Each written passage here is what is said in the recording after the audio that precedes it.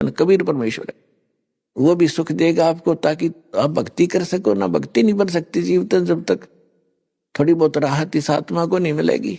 तो क्या कहते हैं, अब कहीं भी जाकर परमात्मा खड़े हो जाते थे।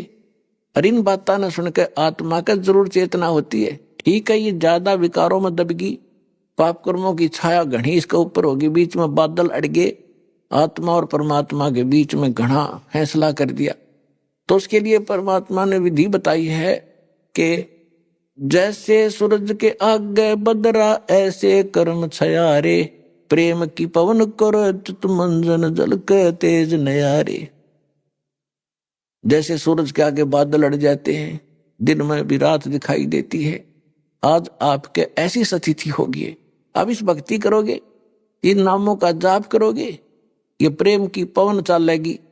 जैसे हवा तेज चलती है, बादलों को फेंक देती है इधर उधर, और फिर सूर्य का प्रकाश साफ दिखाई दे रहा होता है, चमक प्रकाश हो जाता है। इसी प्रकार इस पाप कर्मों के बादल आत्मा और परमात्मा के बीच में अड़ गए। इस भक्ति के कारण आप में एक प्रेम जागेगा।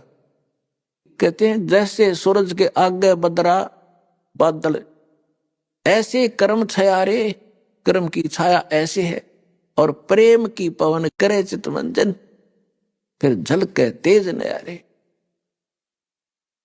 तो कहीं भी चौराहे पर खड़ा होकर दाता ये वचन बोला करते और कहा करते कि इस माया जोड़न की ट्रेनिंग, नरक में जान की शिक्षा तो आपको कोई भी दे देगा। आखिर तुझको कौन कहेगा, गुरु बिन आत्म ज्ञान, मन ने की कर ले 2 दिन का मेहमान। इसलिए परमात्मा ने कहा है सतगुरु के दरबार में जाइयो बारंबार, बोली वस्तु लखा दें है सतगुरु दातार।